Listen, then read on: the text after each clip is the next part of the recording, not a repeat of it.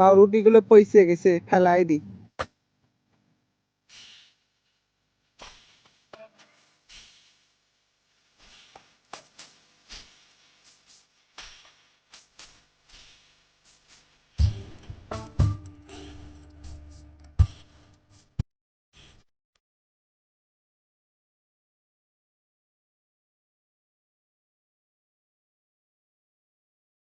উপায়কে বাঁচিয়ে নিল।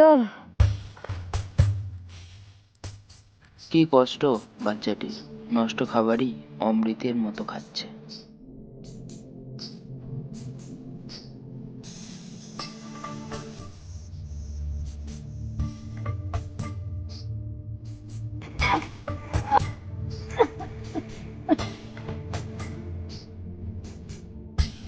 যাই হোক, আজকে খাওয়াটা তো হলো।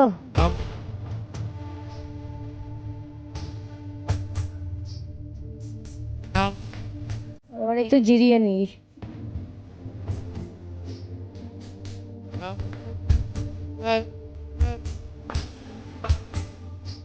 আজকে ঘুমটা দারুণ হলো। উফ, আজকে তো খুব ঠান্ডা পড়েছে। আগের দিন তো একটা বন্ধু পেয়েছিলাম, কই আজকে তো কাউকেই দেখতে পাচ্ছি না। আগের দিন একটা কুকুর পেয়েছে, তাকেই বন্ধু বলছে। অনাথদের আবার বন্ধু। 1,000 years later.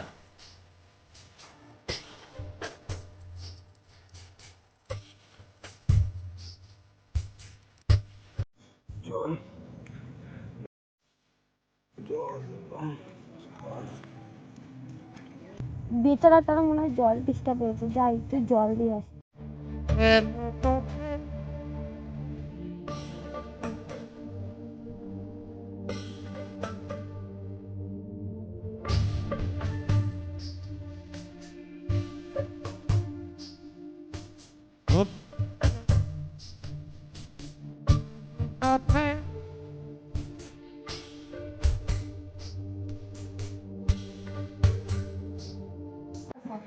বাচ্চাটা আমাকে দেখে পালিয়ে গেল কেন? পালিয়ে গেল কেন? তুমি আমাকে দেখে পালিয়ে গেলে কেন? আমি তোমার কোনো ক্ষতি করব না, চলো। তোমার নাম কি? তোমার বাড়ি কোথায়? তোমার বাবা মা কোথায়? কথা বলছো না কেন কিছু? আমার দেখে ভয় লাগছে? বাবা মা মানে? চলো তাহলে আজকে থেকে তুমি আমার সাথে থাকবে।